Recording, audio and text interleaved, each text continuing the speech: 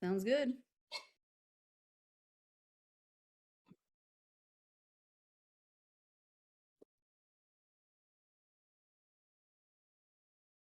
No worries.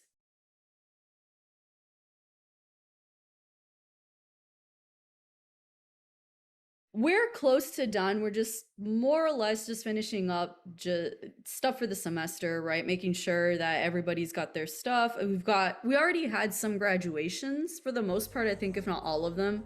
So at this point, we're just really wrapping up and getting everybody, if they graduated, here's all your stuff for graduation, make sure that they're all squared away and things like that. And a lot of planning for already the summer and for next semester, just because we always like to stay ahead. And at this point, I believe too, we're planning on some summer camps as well for like middle school and high school, so that should be pretty exciting. And funny enough, we're gonna actually have student staff on deck for the summer camp, so I'm pretty excited for that.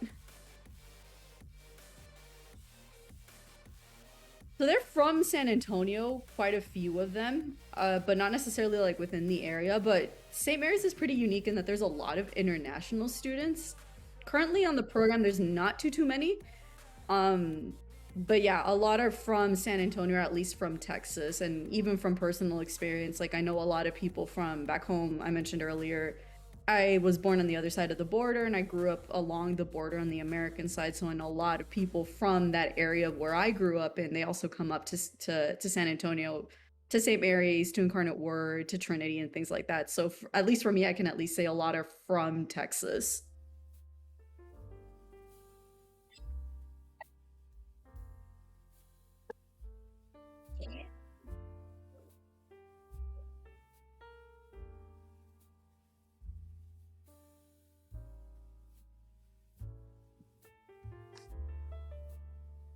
I have mul- I have multiple identities now. Don't worry about it. It's cool. Yeah, y'all didn't know this, but I run around as two different people.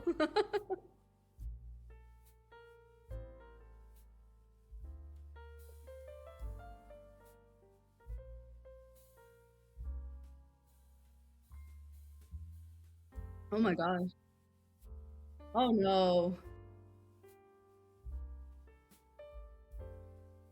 Oh, well, we'll Now they can hear me. Haha. Well, that's good because I haven't said anything important. It's all been you. So we're good. is it not it wouldn't be a stream without technical difficulties. Let's just be honest, right? It's true. Like, is it really a stream if we don't have tech issues?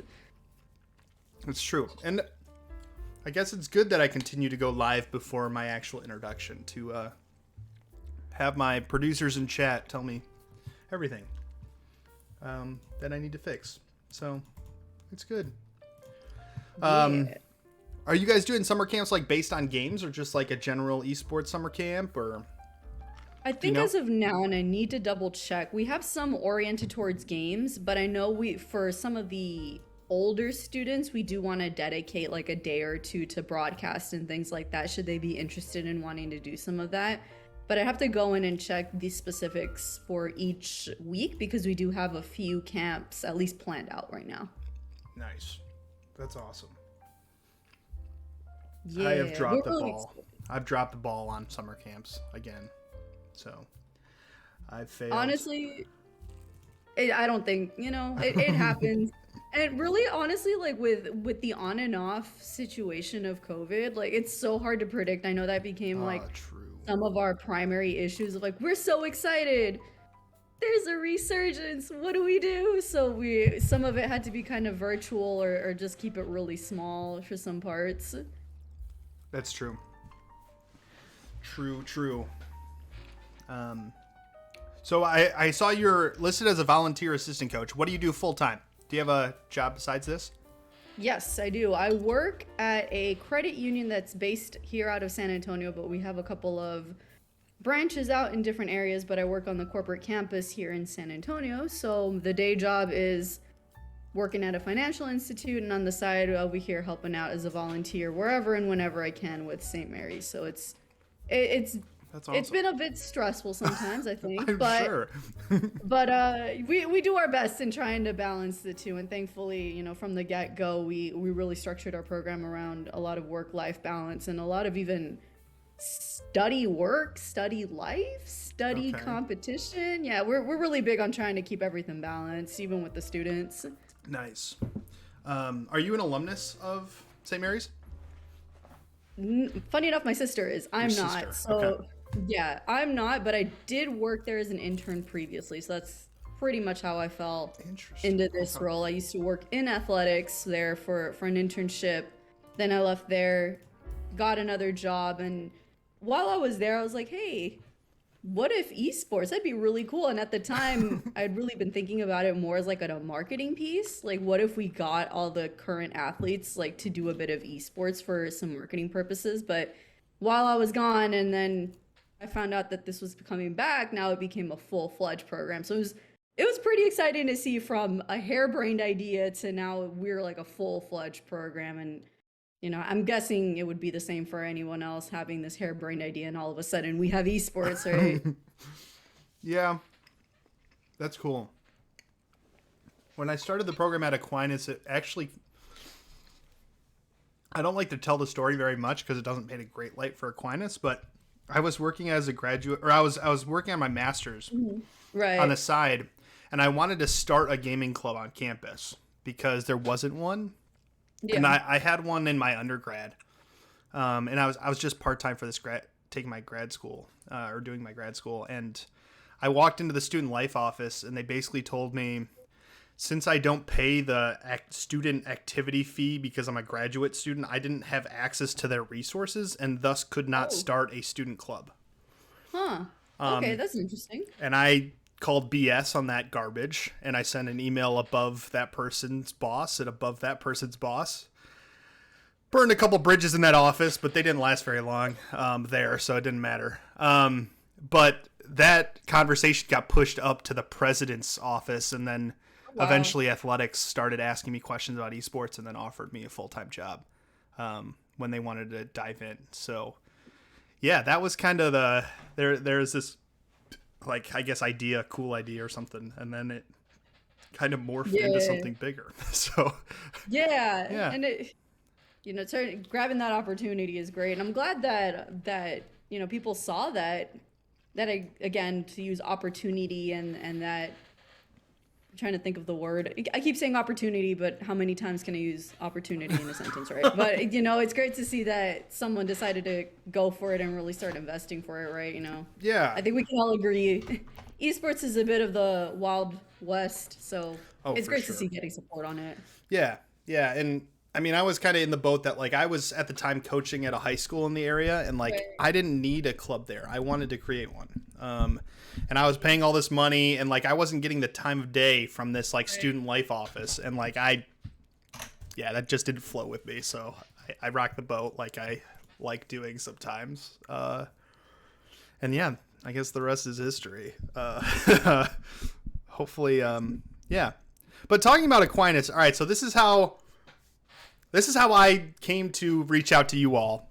Right. Aquinas College just announced a new president, and that new Got it. president was or is a dean at St. Mary's. Is actually Okay. leaving St. Mary's Interesting. to go there. Her name is Alicia Tate. Alicia Tate. Yeah. Dr. Tate. The name sounds familiar. Yeah. Yeah, she's the Associate Vice President and Byrne Director of the Center for Catholic Studies. I don't know if you know her or not, but you've probably seen her, I'm sure, on campus. But they just announced that Aquinas' new president is this wonderful woman, and I'm really excited about it because I'm an alumnus of Aquinas. Right. But when I was listening to her acceptance speech, I was like, wait, St. Mary's, I think I know the esports program there. And I went up on the website and I was like, oh yeah, I know these people. These people are awesome. And I started scrolling through your roster, and at the bottom, I saw this massive section under support staff of like 25 students. And I was like, whoa, what? Holy crap. I need to talk to them, and I need to get some information on what the heck, how they did this and how it's structured. I know for a lot of coaches and directors, like they're very spread thin, not a lot of Right. time. A lot of the stuff that you guys have staff for kind of gets pushed to the wayside.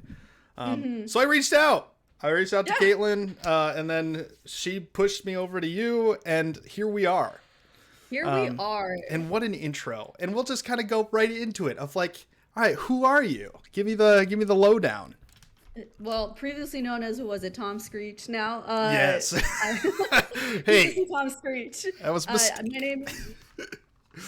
My name is Carolina Favela. I am a volunteer assistant coach at St. Mary's University, and we have been working on the program since 2020. We have been very, very blessed that it's gotten as far as it has, despite all of COVID going virtual and everything. And truly, if you saw that list, we are also surprised a little bit. You know, it was, again, all we work on is harebrained ideas and how are we going to make these work. So having now a support staff and a student staff like that to us is such a boon. Like you said, some of these things just go by the wayside, but a lot of it is just we saw the need for it and we did our best to try and make that opportunity for people other than ourselves, you know. And I, like you said, I'm sure other coaches would love to get that working, you know. And yeah. yeah, a lot of it for us, it really started off just as treating our program a little bit like a business, you know. And I'm sure, I don't know if that's like a common thing or not. I have a master's degree in business. I work in a corporate environment, so I have a lot of this sort of outside perspective on esports, right? And I don't know if you Yeah. can speak the same for your program or maybe programs in general, Adam, if that's something that is done, I maybe not, I but that's think how we so. I approach think it. so. There's probably people out there that kind of cringe a little bit at the idea of running a scholastic program as a business, quote unquote. But in Yeah. reality, yes, most people, I guess, run it to an extent. I don't even know what that definition would be actually, but yes, I Yeah. understand the sentiment. And to like look at it critically and be like, okay, how do we grow this independent thing that we're in charge of? Um, Yeah, for yeah. sure.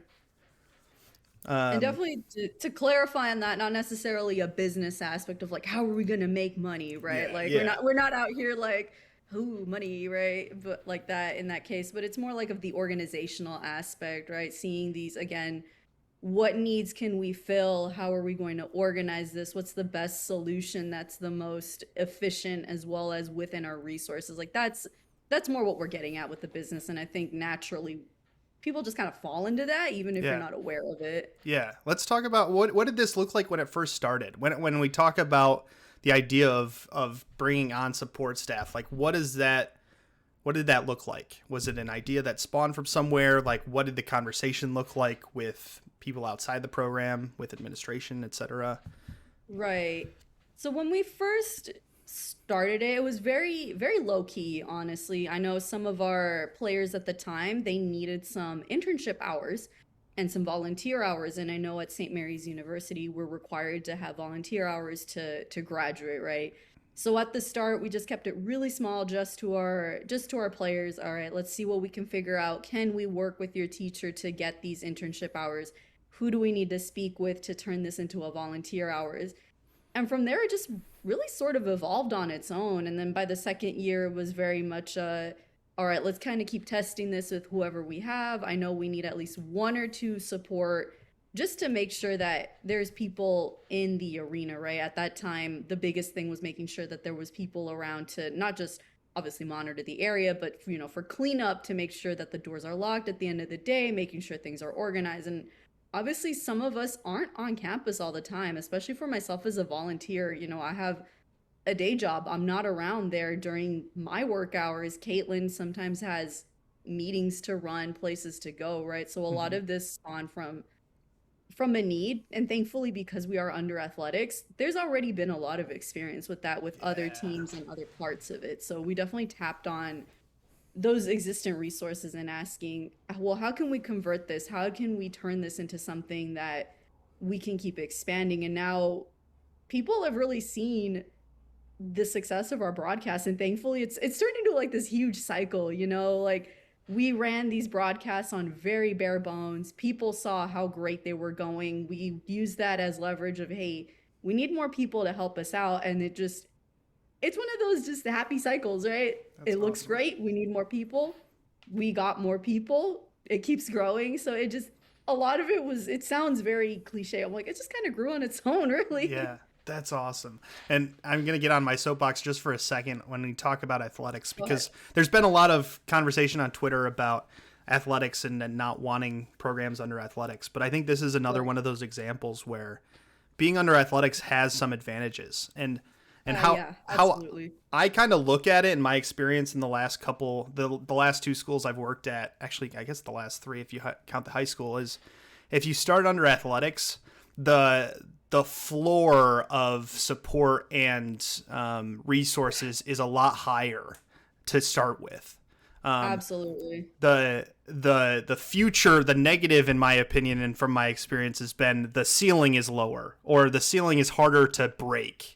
Mm-hmm. And that how that looks is like at my last school asking for a full-time assistant coach, and the answer being women's soccer didn't get one until they had 60 students in their program, and you're like, okay, Right. we're different, but that didn't matter. So like that's kind of been my experience, is like to get up and running in the initial resources, like being under athletics, there's a lot of good resources. Scholarships are usually a lot easier. The process of admissions, Yeah. student workers potentially, because athletics is so used to using those types of resources that it's kind of just like a normal thing. But yeah, so that's awesome. Are all of your student staff volunteer still at this point? At this point, no. So we actually have like a lot of different options. And again, like you said, having that athletics starting base already being like higher than the average, that really helped us to give a lot of options. So we have Caitlin and I have talked about this on what are different ways that we can support. And one of our biggest, I suppose, core aspects of part of this co-op that we're trying to put together, right, is making sure that these students are compensated somehow, right? We really wanted to hone in on how can all of these experiences translate into the real world, right? Mm, We know that sometimes the gap between college, university, what have you, to the real world, that transition can be really hard. I even speak from that from experience, right? And like that transition can be really tough. So we wanted to make sure we armed all these students with not just the practical experience, but the experience to stand up and speak for themselves. So a lot of this being able to provide a compensation somehow is hopefully able to get these students to learn about their value. And obviously, we can't pay out cash every single time, but that's one of our advantages too. We do have some volunteers, right? Some of yeah. them need the volunteer hours. We do have other options, right? If you need the cash, we'll give you the cash. Do you need, maybe we can get you some kind of payment for the meal plan? Awesome. Let's get you on that meal plan. Let's figure out how we can pay this out. Do you need maybe internship hours because it's part of your program? All right, let's get you sorted with the internship hours. So we do have some paid, we do have some volunteer, but for the most part, we're really flexible on trying to get with what works for the student. And I think that's also a part of why our student staff is so big. They've heard about our options and they know that we like to work with them, or That's work awesome. within their means and their confines and what they require for whatever it is at that time. Yeah, I know our school requires internships like in our business school. Right. What did that do you know what that process looked like, of like who did you all reach out to first to start getting that approved, or researching more about how to provide an internship, quote unquote, on campus? Again, some of that was already just because athletics already provided their own kind of internships. Okay. Caitlin, since she's more boots on the ground, right? Yeah. Again, I'm a volunteer, not on campus. She's the one who has a little bit more knowledge on that. But some of it, for the broad scope, it really just depends on the college. We're I was gonna say pretty grateful, but that doesn't even cover it. We are incredibly grateful that we have so much support from the different colleges and schools and athletics that they're willing to work with us. So a lot That's of that is awesome. more of a case by case basis. And Okay. I've if there's anything that I hope anybody takes out of this, please speak to whoever and anyone on your campus, right? Like that has been our biggest leverage. Like make those connections, talk to people. And talking and networking, I know kind of sucks. I fully understand that, but really the biggest thing that we can say is that being able to get these internships and these student staff in place is just being able to find the right people. And again, it was a college basis and school basis on that specific answer. Are there any secret ideas that you guys have on how to make those connections across campus or keep those connections? Anything? I don't know if it's so much of a secret, but Caitlin likes to say, and I completely agree with it, kill them with kindness, right? We just I think a lot of it too is just our transparency and honesty with them, right? We're genuinely here for the students, and I think a majority of the time a lot of these people understand that we're really genuinely trying to help. We're not here to undermine, we're not here to grandstand or take over. We genuinely want this partnership, and on a very base level we're trying to find a way that it's mutually beneficial, right? Again, going back to a bit of a business speak, like, how can this benefit both of us? What can we do for you? What can you do for us? And I think once you start getting more into that aspect of like, we're not just here to get our name out there. We really want to partner with you. We really want to see what we can do with you. And I think that's a lot of what helps, having that, again, transparency and honesty, and being able to bring to the table what exactly it looks like for each person. And that's not going to look the same. And it takes time to figure out, right, what each person, what each college, what each position will need. But I think that's been one of our biggest things, right? Being able to customize and again, transparency and honesty with that too. Yeah. Is the competitive space in the athletic building? No, it's actually in God, I forgot what the building is called off the top of my head, but it's like right on top of our cafe. We've got a couple of different conference areas there. That space used to be a conference area, funny enough, but we have it there almost in a centralized place, so to speak. A lot of people obviously have to go in there for lunch and caf, but at this point people kind of know where we are. We're like, we're in this big building kind of in the middle of campus. Yeah. I ask because I'm not in the athletic building either, and I'm kind of on the other side of campus, and creating and maintaining some of those relationships with the athletic department is pretty difficult compared to like if my office was where the other coaches were, where like I'm sure the other coaches see the athletic director every day because they're like right down the hall, whereas I'm on the other side of campus. So like I have to make a concerted effort to go make and create those relationships. And I wondered if maybe you guys have some advice on that, or if you didn't have to deal with that struggle. But it's definitely one that I have. Yeah, no, we definitely do have that struggle too, right? Especially in this remote environment, right? Yeah. Like who really has an office anymore at this point? That's fair. Yeah, yeah. I know, but I definitely get that, right? It's certainly one of the things that it is tough, especially even for me too as a volunteer. I'm like, it is pretty tough for me sometimes too to maintain those relationships as well.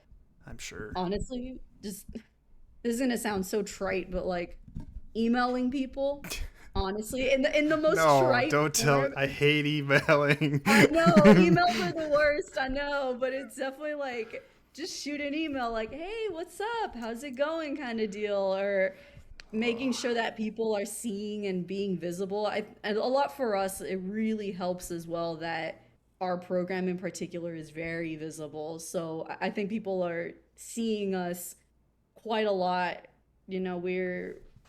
We have an advantage too that we have our social media as well. A lot of our supporters across campus do follow us on social media, so that kind of helps it, at least in making sure that we stay visible. But I hate to say that just reaching out, saying hello, sending an email, Yeah. that's sometimes the best way to go about it. Or just, if you're able to go over there every once in a while, I'm sure someone will appreciate being able to see you physically as a person. I am so bad at maintaining work relationships on campus. I can't remember anyone's name. I was at a local coffee shop just the other week, and I saw a guy and I stared at him. I'm like, I know this guy, but I don't know where from. And I don't know what, my brain was going all over the place. And he said hi. I'm like, hey, I know you from somewhere. Where do I know you? And he's like, I'm the baseball coach. I'm like, oh crap. I'm like, he's like, we talked for like an hour and a half at the Christmas party like 3 months ago. I'm like, oh, I know, I'm so bad. And our baseball coach is like an ex professional MLB player and like someone I should know. I that is an anecdote to how bad I am at creating and maintaining relationships on campus. I can do it in the esports space all day long. Like I know a ton of coaches. I talk with them all the time on Discord, but in person on campus for someone non-esports, like I struggle. And I think a lot of it's like I don't know what to talk to them about, but also like I don't think that they want to talk to me. And I've been reflecting on that of like how much of us feeling alone or like a awkward stepchild on some of our campuses is us projecting that that's what we look like instead of how people actually feel. So yeah, that's a bit of my current struggle, but Yeah. No, as only a half joke, I think with Caitlin too, again, I'm not that on campus that much. I'm not, physically there that much. I think I was saying like, hey, like that book, that binder in The Devil Wears Prada, where it's just a book with like facts and pictures. Can you get me one of those binders? Just like have it on me, yeah, just that's to not a make bad sure. idea. Well, I thought like the Google glasses was going to be a big thing, like the smart glasses. And like once it recognizes faces, it can tell me the name. Like then it's a game changer. Like I'll Oh be my God, that'd everyone's be best great. friend. But until then, I mean, there's plenty of times where I'm like talking with someone and I like pull out my phone and start looking on Facebook of like, what's this person's name?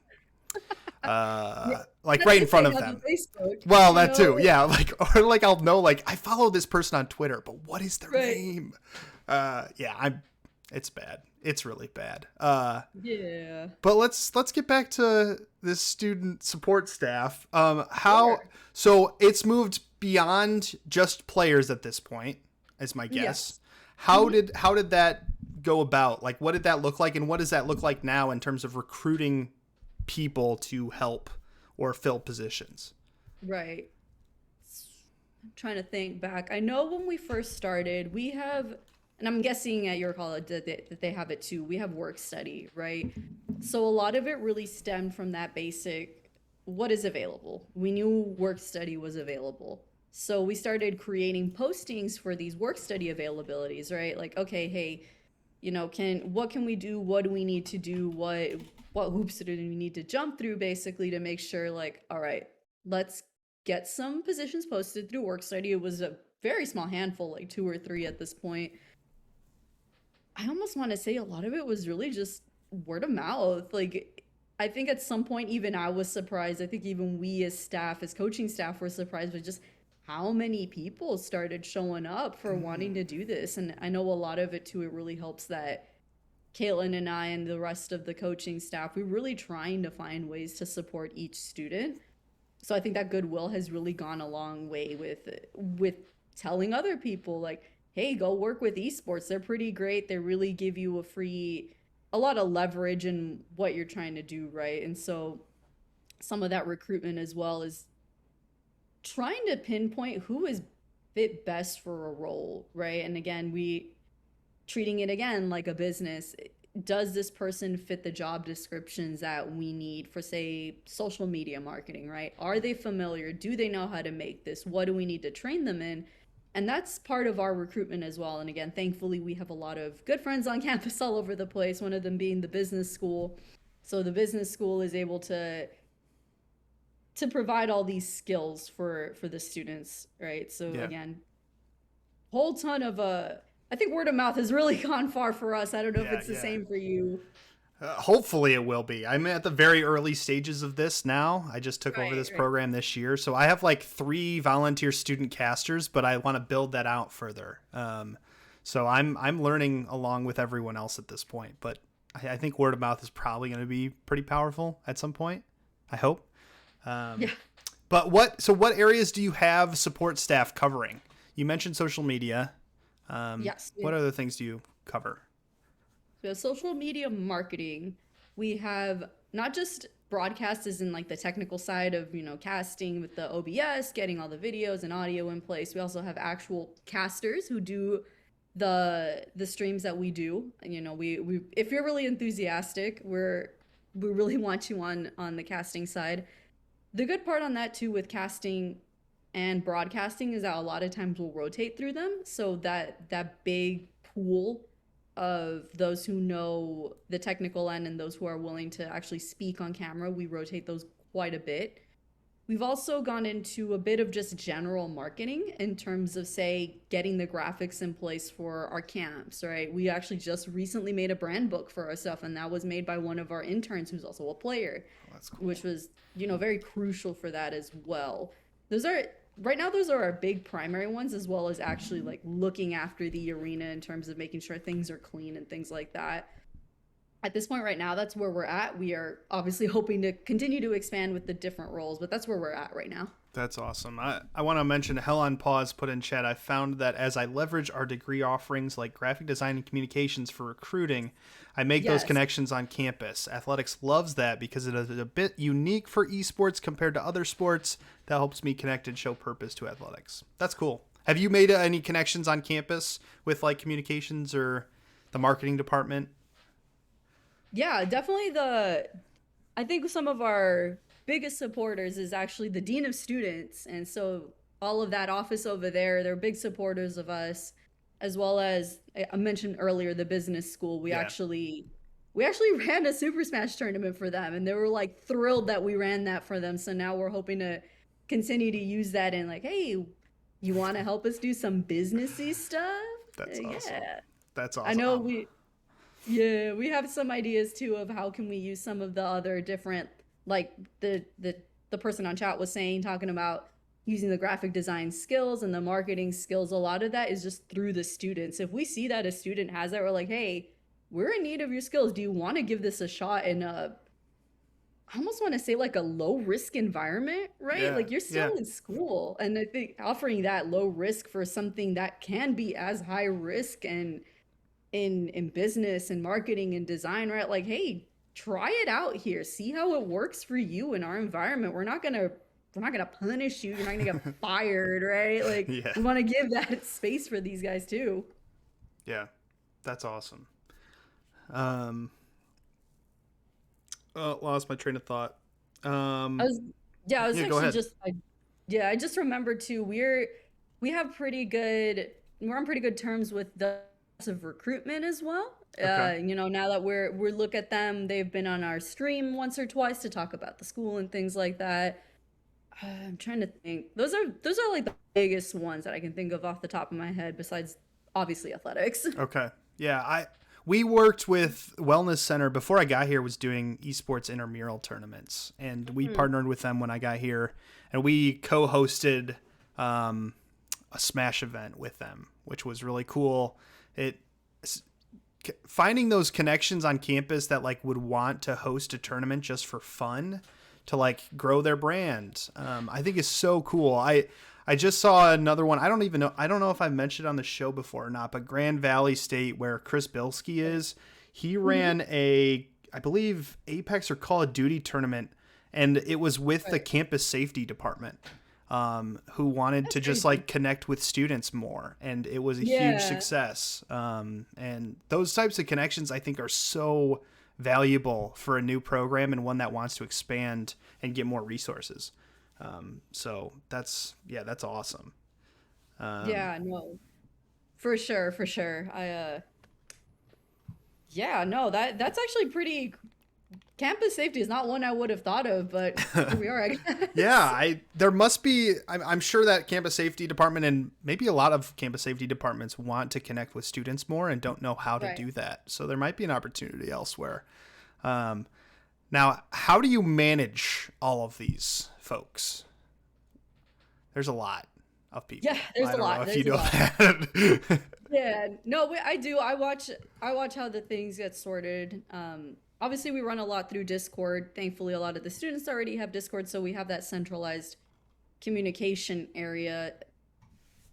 What we try to do, we are scheduled, right? We post up a schedule for the week. We say, hey, these are the broadcasts we're going to have this week. These are the roles we're missing. Please let us know what days you're available. So we try to keep just enough of a schedule so that it's available, but enough flexibility that somebody can come and fill if they're able to. And that's part of the power of having a big staff, Yeah. right? Like, Yeah.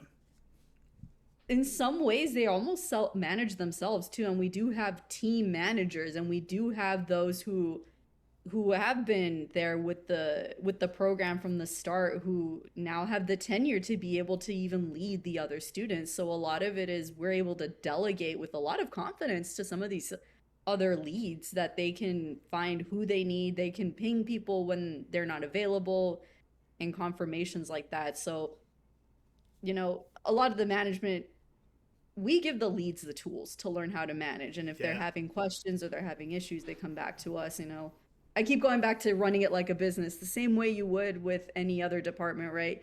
You're the, you know, the VP or the president of the department, right? You've got some managers. Learn how to train them, and then you can start delegating.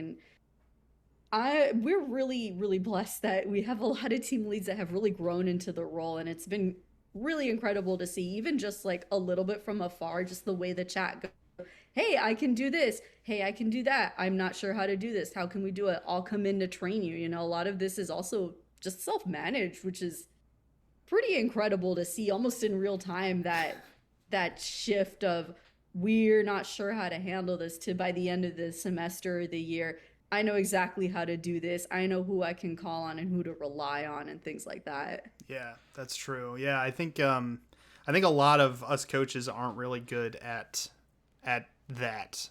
And when I say that, I mean, I guess delegating, but also identifying students who can do some of this stuff and then giving off that responsibility. I think a lot of us kind of think we're the one person show and that's the end of it. When there are opportunities to empower students, and you don't necessarily need student worker budgets, at least to get started.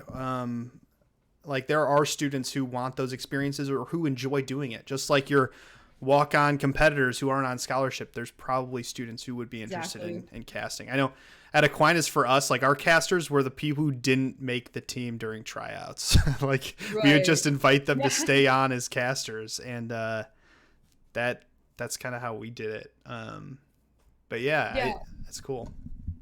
We actually did something similar too, that if we see people who, you know, they didn't quite make it for the team, but we see like they have a really great personality actually, or they have the tenacity, let's offer them something different. And you're absolutely right. We had a bit of that problem at the start as well, of like, we feel isolated. We feel like we're the only ones who know how. I think a lot of it just having those first few students that we were able to really experiment with in terms of getting the internships and teaching them things. Like, once we saw that, you know, these 2 or 3, they're capable, that gave us a lot more confidence, right? And but you're right. Sometimes we think we're the only ones who know, right? We're in esports. We know exactly what we're talking about. It's like, nah, you'd be surprised by how much people already know and how quickly some of these people will learn. I think some people just, man, I've seen people who learn OBS are like, oh yeah, I'm good within the week. I'm like, what? How? I don't understand. Yeah, I mean, I look no further than some of like the really high performing student clubs in the country right now. I mean, I see K-Bot in chat from Ohio State. They're all like basically student ran, and they do some crazy cool stuff, and it's all students running it. And I think we can learn more from that, and knowing like, hey, students can do some pretty cool stuff. I know I have multiple students who stream live, like outside of their school. I don't know why I said outside, but they stream on in their free time. So I know they can use OBS. So why am I not asking them to run streams? I don't know. I don't know. Yeah. It is. And I think it's some of it too. And I don't know if this is your case as well. Like, you just don't think about it. You're just like, okay, they're a student. And genuinely, that's at least even at my day job too. I'm like, oh, right, you can do this. Duh. Like, why didn't I ask you before? And I think some of that for that too, is talking about how some of these students they stream on their own, they do all these things on their own.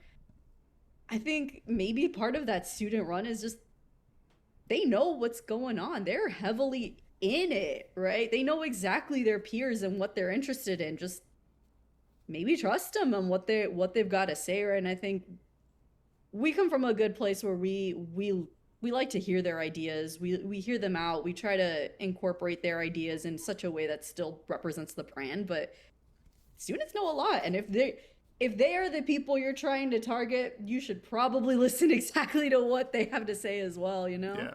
Yeah. So put yourself in the shoes of probably most directors at this point. You have a program of 20 to 25 students. They're all competitors right now. You're the one person show. What's your first step, or what's the first position? What's the first step that you're doing to start building out something like this? To start building out the student staff. So I'll say, taking a little bit from experience, right? Gauge the interest of how these students, if they are interested in doing some of their other things, right? Like, take a look at what their degrees are. Maybe you've got a couple of marketing, a couple of business in there, right? Try to offer them some of that experience that they're already learning, right? Like that, if you see some of these, they already have that natural vested interest. Ask around and see if they'd be interested in trying it for themselves, right? And being aware that it's not going to be perfect the first time, right? And as me, a perfectionist, it is hard. You want to just get already to the end. My undergrad was in graphic design, so thankfully I've learned to kill your darlings very early on, right? If something doesn't work, pivot and move on, right? But a lot of it is just asking. You miss out on a lot if you don't just ask, right? And I think that might be some of that inherent fear. I don't know if that's the same thing with you, that inherent fear of just asking. No, I love that answer. I was hoping you would say that answer, because that's kind of how I've done things in the past. I obviously hope I was right.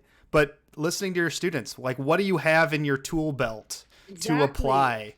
Like, if you have a student who likes running broadcast, push them towards broadcast. Maybe broadcast is the first thing you have. If there's a student who just wants to cast or takes photos or does graphic design, like, find things for them to do that partly you already do. So, like, gives you some free time back, but also, like, grows your program.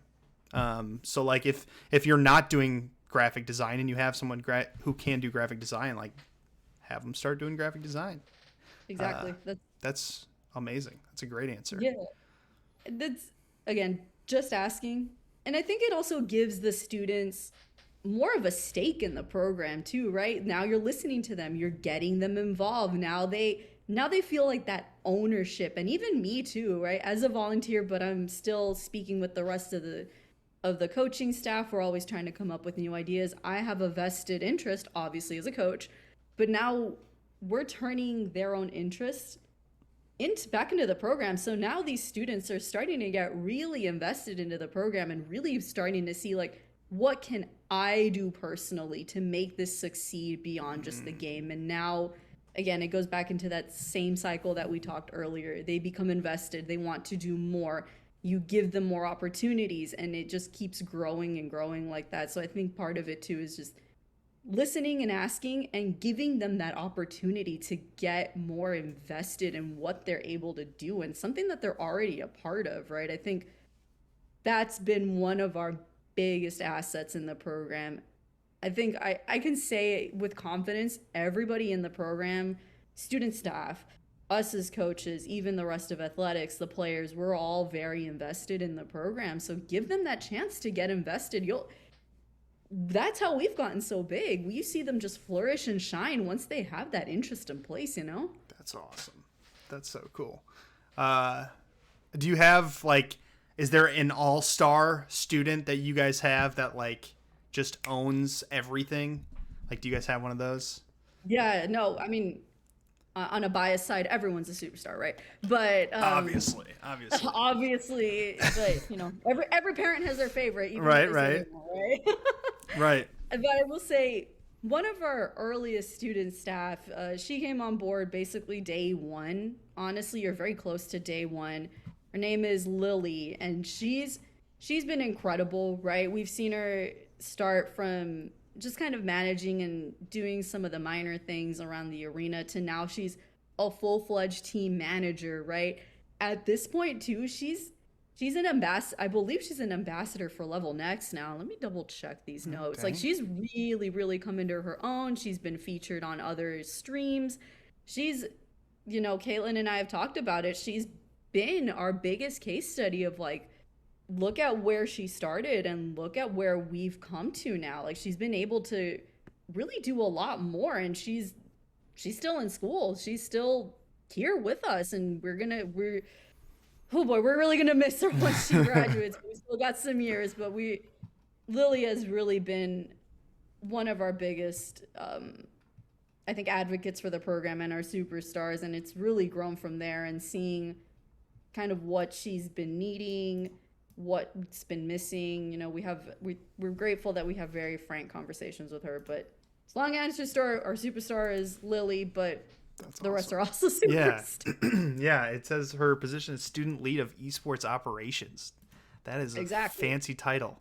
That's awesome. And That's so she cool. lives up to that fancy title. And, I assure you. and, and Caitlin says in chat she was nominated for a Game Hers Award. Oh my gosh. That's so cool. Yeah. I love hearing those stories because, like, I guess I have a couple casters like at Aquinas. Like one was casting for CRL in front of like tens of thousands of people after he started casting for Wow. our team. So like I have some That's of awesome. those that like, and that that student, his name's Powder.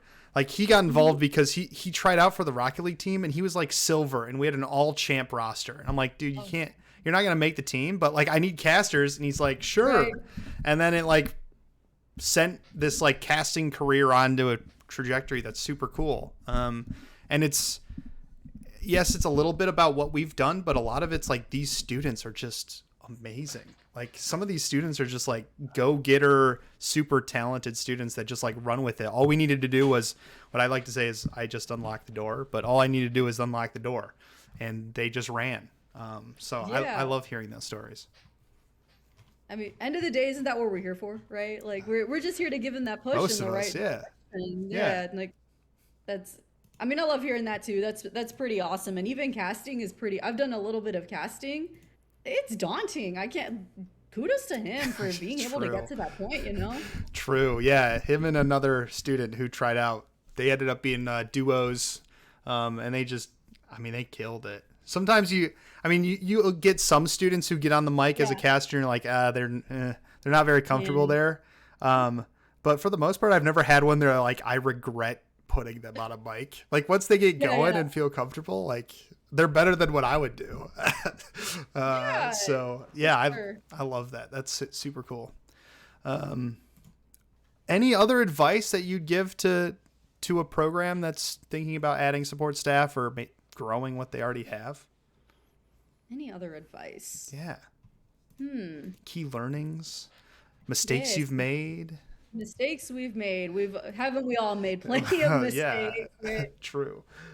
Right. I think honestly, just the biggest takeaway we've had is just start small and just go for it, right? And it's very glib to say just go for it, right? Yeah. But echoing back again, you won't know until you try, and you won't get the answers until you ask. But really, it's have as much of an investment in each of your players as much as you do in the program as a whole, right? And I'd like to think that every coach has that investment, right? But really learn about your students, and then take what you've learned about them. How can you help them make them shine? Like you said, right? Like these players know they didn't cut it for the team, they weren't good enough, but you were able to see that spark of they have the personality, they have the capacity, they know the game. What if we just offered them this, right? And some of that too is just really paying attention and really critically looking at each student as their own individual entity and seeing how can we leverage what they have and what can we do to make them grow in their roles. And obviously that's been one of the biggest things with all of our coaching staff, right?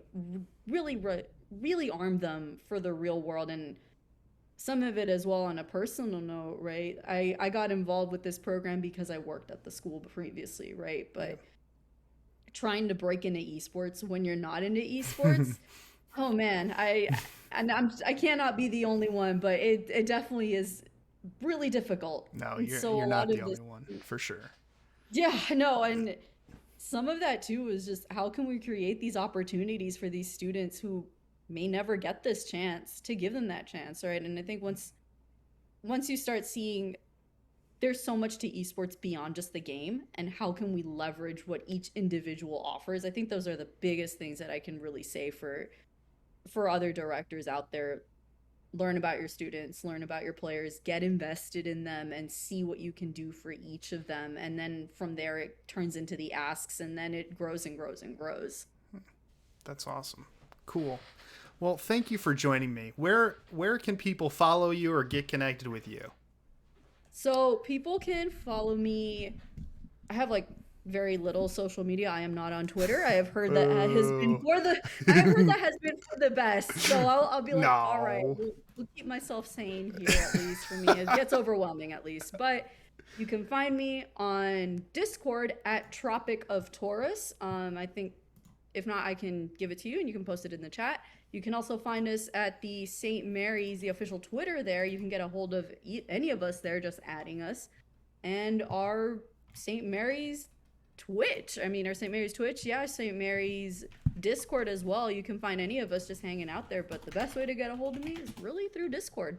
Nice. I can get that. I was gonna pull it up on the out of my Discord, but it doesn't give me the numbers.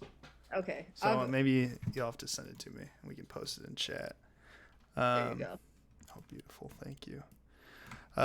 Sweet. I think it might be because I have streamer mode on my Discord right now. But awesome. Cool. Well, that's all I have. I think that was amazing. I really appreciate you taking the time to come chat, and thank you for everything you're doing. I mean, I know for me it's probably the same at St. Mary's, but volunteer coaches saved Aquinas. Like you guys, and even now Florida Southern to an extent, I have a couple. Like you guys are the unspoken miracle heroes in a lot of programs. So thank you. No, I appreciate that, and thank you for having me and having us. You know, Absolutely.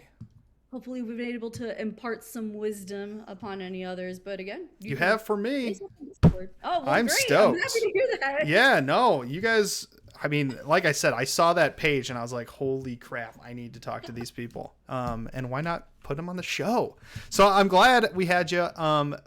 Everyone, that's it for this week. We'll talk next week, but thank you again for joining me, and everyone have a great rest of the week. Peace. Thank you too. Bye, everyone.